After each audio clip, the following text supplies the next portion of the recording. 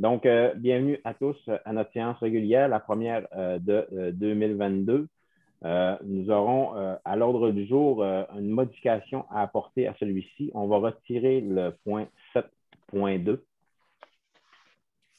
Suivant ce retrait, j'aurais besoin d'une proposition pour l'ordre du jour. M. Bergeron, appuyé de M. Langevin. Merci. En 1.1, c'est la tenue des séances dans le cadre de l'état d'urgence sanitaire. M. Gagnon.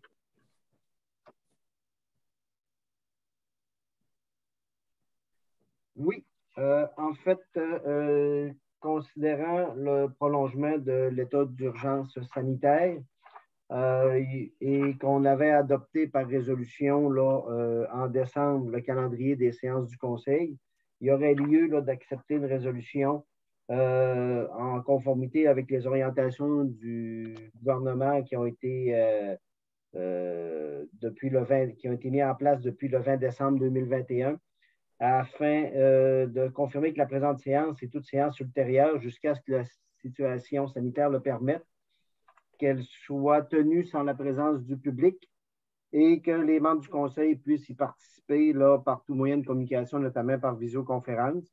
Également, on précise que l'heure des séances qui était prévue dans la résolution de décembre pourra être modifiée lors de l'avis de convocation lorsque c'est à huis clos et que la séance va être publicisée selon les règles juridiques applicables, soit qu'on va transmettre là, la vidéoconférence de l'enregistrement sur notre plateforme. Ça convient à tous. J'aurais besoin d'une proposition, M. Bernard et Mme Hudon. Merci. Donc, on s'en va en 3. Ratification du procès-verbal de la séance du 14 décembre 2021. Considérant que celui-ci vous a été remis dans les délais impartis, est-ce que vous en avez pris connaissance et est-ce qu'il est conforme à nos discussions? Si oui, besoin d'une proposition. Mme Laroche, appuyée de Mme Plot. Merci. Première période de questions préenregistrées. M. Gagnon, est-ce qu'on avait des questions? Pas de questions. 5. L'administration générale. Résumé de la correspondance, c'est un dépôt. On dépose toujours le résumé de la correspondance pour en prendre connaissance là, dans le document là, qui vous a été rendu disponible. 5.2. Acceptation des comptes. M. Steve Gagnon. Oui, donc vous avez reçu la liste des comptes à payer qui totalise pour le fonds MRC 169 513,22, TNO 4 009,14, le fonds villégiature 9 618,59, fonds local d'investissement 1150,58 pour un grand total de 184 291,53 Est-ce qu'il y avait des questions par rapport au compte? Pas de questions? Proposition? M. Chiasson, appuyé de Mme Plot. Merci. 5.3, autorisation des dépenses incompressibles pour 2022. Vous savez, à chaque année, on doit adopter nos dépenses incompressibles. Ce sont des dépenses qu'on ne peut pas passer au côté, qu'on est obligé d'avoir et qu'on doit autoriser en début d'année. Donc, je vous laisse, M. Gagnon, faire le détail. Oui, donc, comme M. le préfet l'a expliqué, on vous présente là, les dépenses dites incompressibles qui sont prévues au budget 2022. Il faut mentionner que s'il y a un dépassement éventuel de coûts dans une des catégories, ils nécessiteront alors une autorisation du Conseil. Donc, dans la liste qu'on vous a transmise, on a au niveau des dépenses la conciergerie 20 605, quote-part régie des matières résiduelles 4 14 635, contrat d'évaluation 827 396, loyer 47 222, support à la Corporation du circuit cyclable 310 953, contribution au centre d'archives 67 606, rémunération 2 951 622, remboursement en capital de la dette à long terme 1 477 400, remboursement en intérêt de la dette à long terme 580 856, frais de poste 13 000, télécommunications 22 130, soutien système informatique 15 009 frais informatiques et bancaires 70 312, électricité 20 000, contribution transport collectif 895 973 pour un grand total de 11 334 719. Question? Sinon, proposition? Mme Hudon? appuyé de M. Bergeron. Merci. Merci, M. Gagnon. 5.4, l'aide financière 2021-2022 du ministère des Affaires municipales et de l'Habitation pandémie de la COVID-19. M. Mario. C'est Steve qui va. Steve va faire le. OK, c'est bon. Oui, donc le ministère des Affaires municipales nous a confirmé le 29 mars 2021 une aide financière de 811 019 $. Et ça, dans le contexte de la pandémie de la COVID et également pour nos efforts pour se doter d'infrastructures numériques et de télécommunications. L'aide financière est pour les années 2021 et 2022 et nous avons la responsabilité d'informer les citoyens de son utilisation. Donc, la présente serait pour accepter par résolution l'utilisation de ces sommes. Au niveau des sommes engagées dans les mesures liées à la pandémie de la COVID en frais directs, on en a pour 34 317,26 $ et dans diverses mesures et programmes pour 177 511 $. Également, au niveau des réaménagements des locaux de la MRC pour adapter ça autant au niveau de la COVID qu'au niveau des infrastructures numériques et de télécommunications pour 200 000 $, qui fait le total des frais engagés. Et il y aura une somme non engagée de 399 190,74 $ qui pourra servir là, à différents projets ou autres qui seront à déterminer ultérieurement par le Conseil pour un grand total de 811 019 $. Pas pour tout le monde. Est-ce qu'il y avait des questions? Pas de questions? Propositions? Monsieur Laprise, Mme Bérère, merci. On s'en va à l'aménagement du territoire, le 6.1.1, approbation du règlement 2021-06, municipalité de Saint-François-de-Sales. Monsieur Danny Bouchard. Oui, donc on a reçu le 8 décembre dernier de la municipalité de Saint-François-de-Sales un règlement sur les projets particuliers de construction, de modification, d'occupation d'un immeuble. Donc, c'est un nouveau règlement là, dont vient se doter la municipalité. Après analyse, on vous recommande de l'approuver. Proposition. M. Chiasson, appuyé de Mme Desbiens. Merci. Et le 6.1.2, l'adoption du règlement 286-2021 modifiant le schéma d'aménagement et développement révisé. Oui, donc au courant de l'automne, le Conseil avait procédé à l'adoption d'un projet de règlement visant à modifier le schéma d'aménagement et de développement révisé. Donc, ce projet de règlement-là a été transmis pour commentaires et avis au ministère des Affaires municipales et de l'Habitation. Donc, on a reçu là, en décembre dernier les commentaires du ministère à l'effet que le projet de règlement était jugé conforme. Donc, ce soir, on vous dépose pour adoption le règlement 286-2021. Les principaux éléments qui sont modifiés là, par ce projet de règlement-là. Dans un premier temps, on vient modifier les limites du périmètre d'urbanisation de la ville de Saint-Félicien dans le quartier des Pionnières. Donc, il y avait un petit ajustement à apporter là, pour permettre le lotissement des terrains, puis suivre également là, un cours d'eau là, qui était présent dans ce secteur-là. On vient également autoriser les conteneurs maritimes comme bâtiments accessoires dans les zones sous affectation de villégiature, moyennant une finition extérieure. Et on vient également retirer des dispositions qui concernent les sites d'exploitation minière pour laisser l'application en vertu du règlement sur les carrières et sablières par le ministère de l'Environnement. Donc, on conserve strictement le concept de réciprocité pour les usages comme, par exemple, des résidences ou des institutions là, à proximité de ces sites-là. Donc, le Conseil pourrait ce soir procéder à l'adoption du règlement et pourrait également procéder à l'adoption du document qui indique la nature des modifications à apporter aux outils d'urbanisme des municipalités locales. Madame Laroche, appuyée de Monsieur Langevin, merci.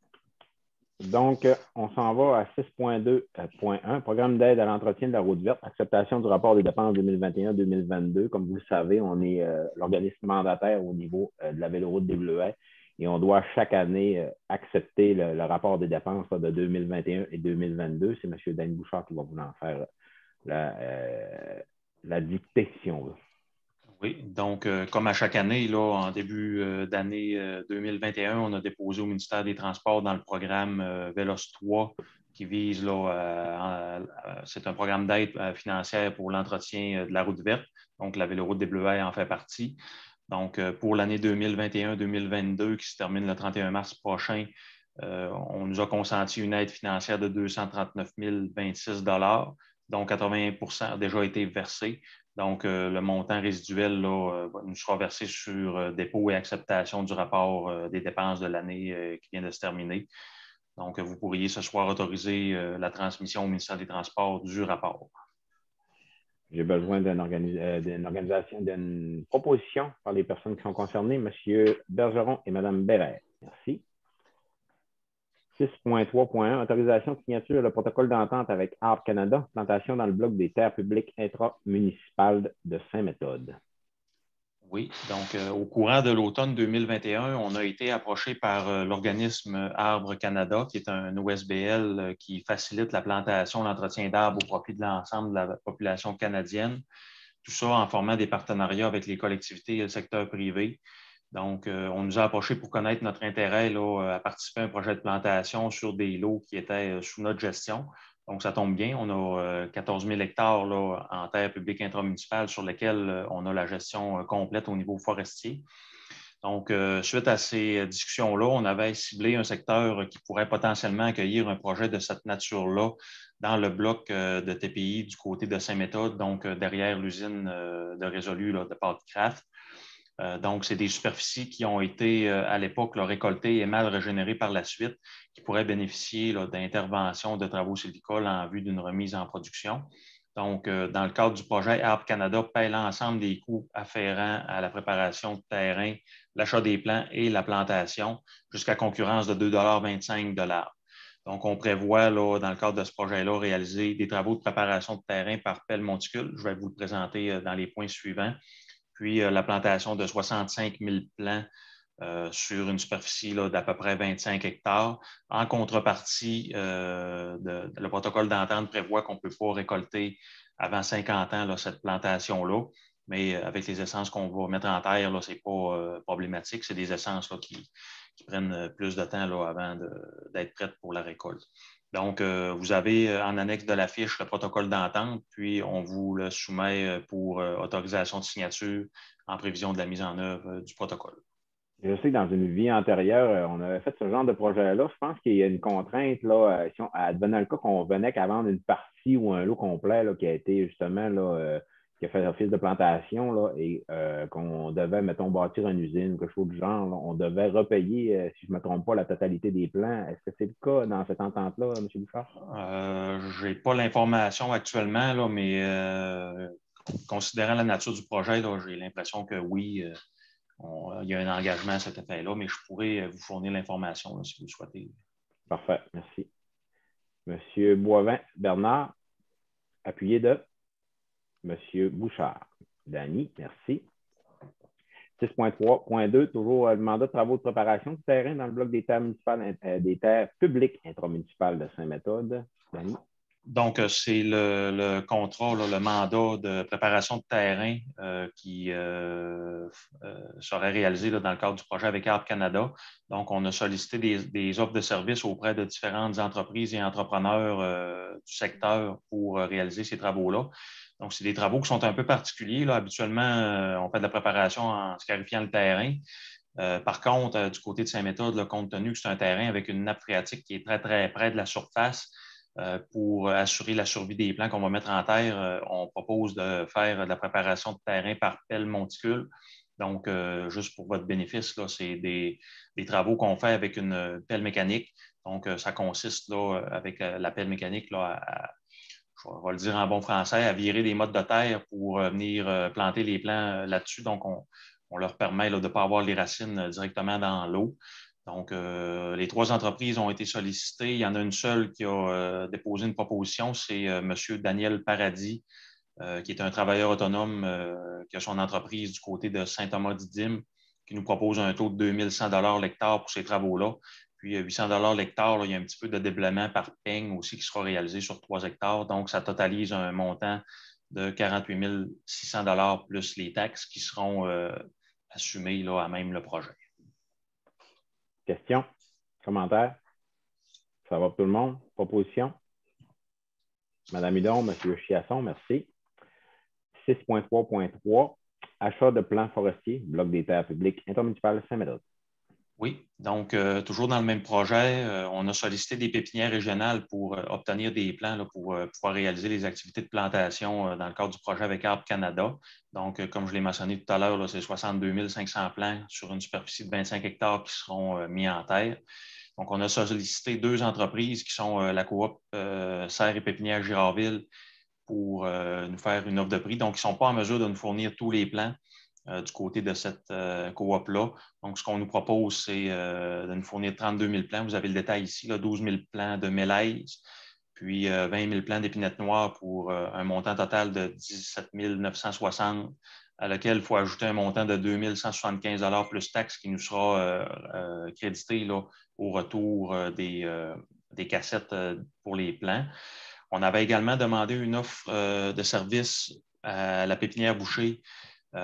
Mais par contre, au moment de préparer la fiche, là, on n'avait toujours pas reçu la proposition de la pépinière. Donc, ce soir, on vous recommande d'octroyer à Serre et Pépinière Girardville le contrat de fourniture de 32 000 plants, tel que détaillé dans la fiche, pour un montant total de 20 135 plus les taxes.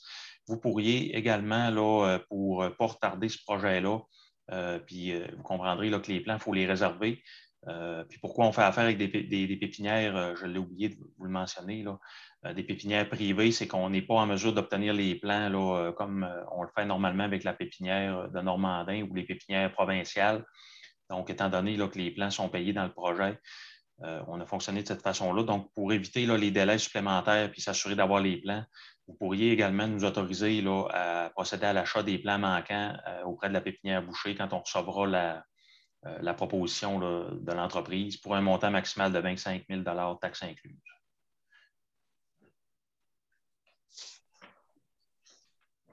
Proposition de Mme Desbiens et Mme Bérère. C'est ça? Oui. Donc, merci, M. Bouchard. 7.4, non, excusez. 7.1, adoption de projet Fonds Région et Ruralité. Mme Fortin. Oui, donc le comité d'évaluation des projets du Fonds Région et Ruralité vous recommande l'adoption de 3 projets qui ont été analysés, soit un outil répertoire service aux familles par la maison Éveil Naissance, qui vise en fait la publication d'un répertoire pour informer les jeunes familles et vise essentiellement pour présenter les services pour la clientèle du 0-5 ans. Donc, un montant de 735 $ dans le volet mobilisation. Demande de bonification d'aménagement de la piste numéro 6 du club plein air Ouiachuan. En 2019, le club s'était vu octroyer une somme de 20 000 $ là, pour faire le réaménagement de nouvelles pistes. Il y a eu, on a dû revoir un peu certains tracés et il y a des dépenses supplémentaires qui sont associées aux nouvelles pistes de ski de fond. Puis on a également un surplus de 2 km de plus, donc qui sera rendu disponible à la clientèle. Donc, pour ça, il y a lieu d'autoriser un 3 976 dans l'enveloppe territoriale et 3 976 dans l'enveloppe locale, répartis 50 % dans l'enveloppe locale de Roberval et 50 % dans l'enveloppe de Chambord. En fait, un dernier projet qui est une étude de retombées économiques qui est demandée en fait par le Club nautique de Roberval pour voir un positionnement stratégique du développement du club à l'intérieur de la municipalité de Roberval. Donc, on estime déjà qu'il y a des retombées importantes, mais encore faut-il être capable de les quantifier pour être admissible à divers programmes de financement. Donc, c'est une recommandation de ces 3 projets-là qui vous est fait par le comité favorablement. M. Bilodeau avait une main levée. Ah, c'est bon. OK, parfait. Donc, proposition pour les FRR. Mme Laroche, appuyée de Mme Plourde. Merci. Donc, M. Bilodeau, cette main-là n'est pas bonne? Ah, pas bonne. Merci, Mme Fortin. 7.3, appui à l'Alliance forêt boréale, la stratégie de protection du caribou forestier. Comme vous le savez, depuis la fin 2021, le gouvernement a décidé de mettre en place des moyens pour faire la stratégie du caribou forestier. En ce moment, il n'y a aucune information qui circule sur ce sur quoi ça va porter cette étude-là, qui va être consulté, qui va être interpellé, de quelle manière, de quelle date, est-ce qu'ils vont se fier aux inventaires. Donc, il y a plein de non-dits en ce moment au niveau de cette stratégie-là. Ce qu'on veut à l'Alliance Forêt Boréale, c'est vraiment de voir est-ce qu'on veut mettre de la pression sur le gouvernement pour être interpellé et pour pouvoir participer à cette décision-là. Je pense que c'est important.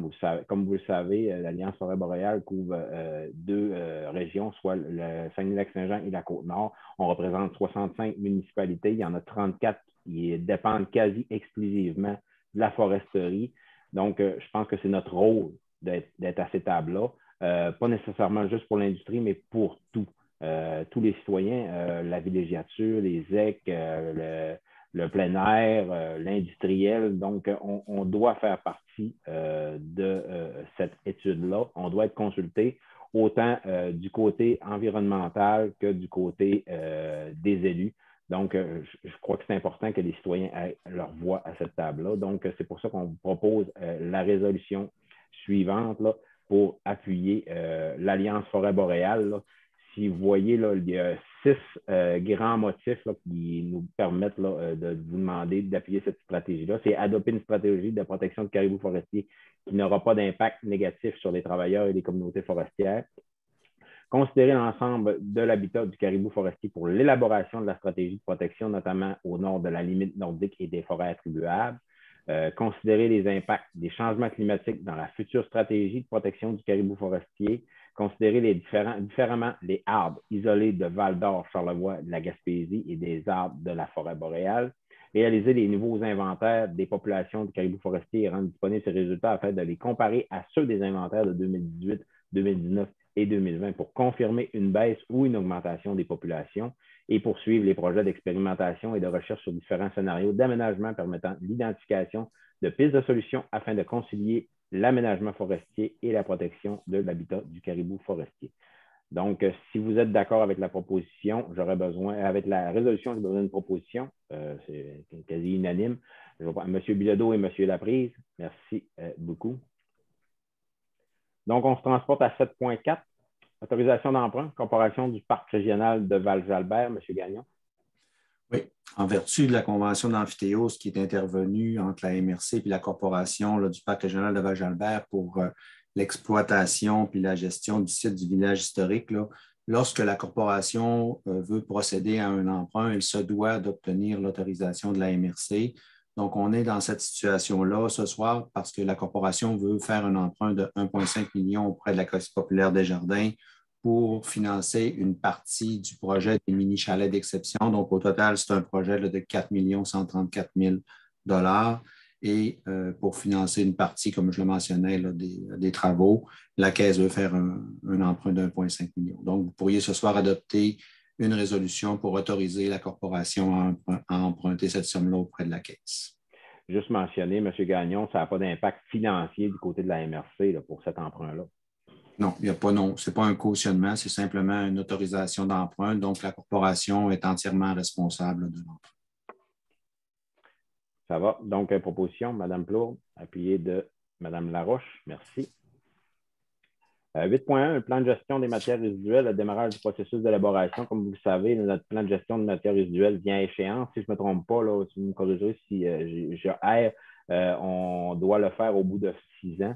On est à la 6e année, si je ne me trompe pas, de ce PGMR-là. On doit en refaire un nouveau en collaboration avec les MRC voisines, étant donné qu'on fait partie de la Régie des matières résiduelles. Donc, on doit adopter une résolution en ce sens-là, disant que oui, on veut aller vers le nouveau processus là, pour le nouveau PGMR. Est-ce que j'ai bien mis le projet sur la table? Oui, en fait, on a déjà adopté les premières résolutions en ce sens en 2021 pour mandater, pour le réaliser conjointement avec les 2 autres MRC, et également pour mandater la Régie des matières résiduelles. La résolution d'aujourd'hui, c'est pour officiellement demander à la Régie de démarrer le processus d'élaboration du prochain PGMR. Proposition. M. Bergeron, appuyé de M. Bouchard, merci. 10.1, avis de motion, règlement 291-2022 éditant le code d'éthique et de déontologie du préfet de la MRC Domaine du Roi. M. Gagnon. En vertu de la loi sur l'éthique et la déontologie en matière municipale, donc une MRC qui a un préfet élu au suffrage universel doit se doter d'un code d'éthique et de déontologie qui est applicable au préfet parce que vous, c'est votre code de déontologie au niveau local qui vous régit, là, même quand vous êtes à la MRC. Donc, Monsieur le préfet pourrait donner ce soir avis de motion pour qu'on puisse procéder à l'adoption de ce règlement-là lors de la séance du 8 février. T'es muté. Je donne l'avis de motion pour le règlement et le code d'éthique du préfet. 10.2, directive de changement, agrandissement et réaménagement des locaux de la MRC Domaine du Roi. M. Steve Gagnon. Oui, donc, dans le cadre des travaux, il y a certains imprévus qui entraînent des coûts supplémentaires. L'ordre de changement numéro 4 au montant de 31 903 $ a été déposé et il y a divers travaux d'inclus dans cet ordre de changement-là. À ce jour, le total des ordres de changement représente 187 391, qui est toujours là, à l'intérieur de la provision qu'on avait au budget.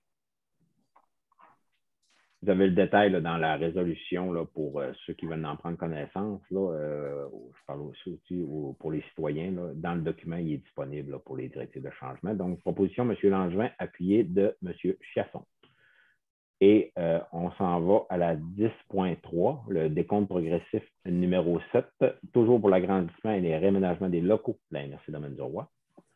Oui, donc conformément au contrat qui a été octroyé par la résolution 2021-87 et les différentes directives de changement, maintenant on a le décompte progressif numéro 7 qui fait état des travaux réalisés en décembre, qui est au montant de 153 311,49 taxes et retenues incluses.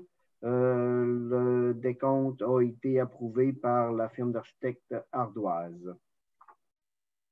Monsieur Boivin, appuyé de Mme Hudon. Merci. Et toujours dans les réaménagements des bureaux, on doit procéder à l'acquisition de mobilier en 10.4. Oui, effectivement, dans ce cadre-là, on a demandé des soumissions auprès de notre fournisseur local qui est Méga Bureau. Donc, pour table et chaises pour la salle de conférence, 9 650 $. Pour équiper 9 bureaux en mobilier, 25 014,67 $. 3 étagères de rangement, 3 867 pour un grand total de 38 531,67 $. On avait au budget 2022 prévu une somme de 60 000, donc on est toujours à l'intérieur de ce qu'on avait prévu. C'est sûr qu'ultérieurement, il y aura d'autres équipements à procéder à l'acquisition, mais ça viendra. Au niveau du financement, tel que prévu dans le budget, on pourrait financer une partie par le surplus accumulé. Pour le 38 531, on vous propose un montant de 20 000 par le surplus accumulé. Ça va pour tout le monde? Proposition, Mme Laroche, appuyée de Mme Bérère. Merci. Merci, M. Gagnon. 13.1, politique de retour de taxes et les locations de terrain en villégiature 2022. M. Bouchard. Oui, donc depuis 2008, là, on compte sur une politique de retour de taxes et sur les locations de terrain de villégiature en TNO. Donc, c'est une politique là, qui retourne un montant équivalent à 25 du 100 d'évaluation, 25 cents du 100 d'évaluation à chacun des secteurs là, qui ont été délimités dans le TNO pour des activités d'entretien, de réfection de chemin, etc. Donc, depuis 2015, on a également bonifié cette politique-là d'un montant qui représente 25 % des bénéfices nets qui proviennent de la gestion foncière de la villégiature en territoire public, là, suite à l'entente de délégation avec le gouvernement du Québec. Donc, pour la prochaine année, on vous dépose la politique avec une bonification qui fait suite aux demandes qu'on a reçues des municipalités locales, qui est d'augmenter à 30 % des bénéfices nets provenant de la gestion de la villégiature, là, le retour dans cette politique-là. Donc, on l'applique à la politique de retour de taxes du TNO également. Donc, pour l'année 2022, c'est un montant de 240 527 $ qui sera disponible pour les associations de villégiature qui font des activités d'entretien de voirie à l'intérieur du TNO. Donc, ce soir, vous pourriez adopter la politique 2022 qui sera transmise aux villégiateurs là, à même les comptes de taxes qui partiront dans les prochaines semaines. Opposition. Mme Plourde, appuyée de M. Bilodeau. Toujours dans la politique de retour de taxes sur les locations de terrains de villégiature en territoire municipalisé 2022 maintenant. Oui, donc cette fois-ci, c'est une politique là, qui vise les municipalités sur le territoire desquelles il y a des baux de villégiature qui sont présents. Donc, un peu de la même façon, c'est une politique qui a été mise en place en 2015. Donc, pour la prochaine année, de la même façon qu'on l'a fait pour le TNO, on vous propose de bonifier le retour pour le faire passer de 25 à 30 des bénéfices nets qui sont tirés de la villégiature pour chacun des territoires municipaux.